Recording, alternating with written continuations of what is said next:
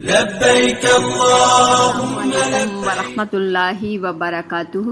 امید رکھتی ہوں کہ آپ خیریت سے ہوں گے۔ اللہ تعالیٰ آپ کو برکتیں دے، آپ کو ہر قسم کا سکون دے، اللہ آپ سب سے راضی ہو جائے۔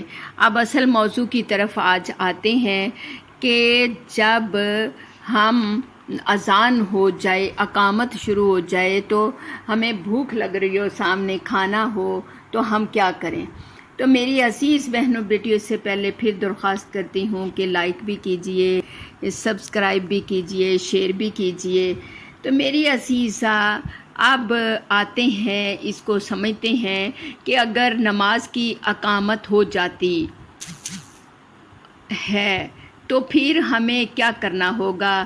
نماز کی اگر اقامت ہو گئی تو آپ کو بھوک لگی ہوئی ہے، تو آپ کے لیے شریعت کی منشا اور شریعت کا امر کیا ہے۔ شریعت کی منشا، شریعت کا امر یہ ہے، وقت کا تقاضا یہ ہے کہ اب ہم کیا کریں۔ تو میری عزیزہ، پہلے ہم کھانا کھائیں گے، کیونکہ اسی کو دین کہتے ہیں، پھر اس کے بعد نماز پڑھیں گے۔ اگر ہم پہلے نماز شروع کر لیں، کیونکہ نماز میں کھانے کی طرف دھیان جائے گا اور نماز جو ہے وہ کھانا بن جائے گی، اس لیے کھانے کو پہلے کھائیں، اور کھانا جو ہے اس کو جلدی اس کو کھائیں، دھیان نماز کی طرف ہو تو کھانا نماز بن جائے گا۔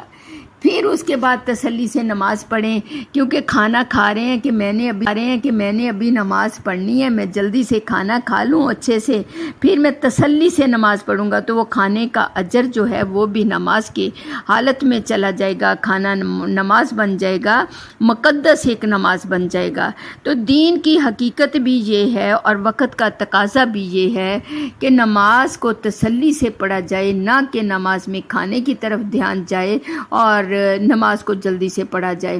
کھانے کو اس تسلی سے، اس خیال سے کھایا جائے میں نے ابھی نماز پڑھنی ہے، تو وہ کھانا بھی نماز بن جاتا ہے، اس کا اجر مقدس نماز کا مل جاتا ہے۔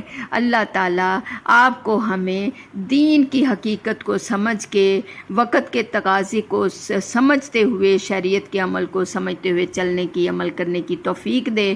وآخر الدعوانا ان الحمد للہ رب العالمین۔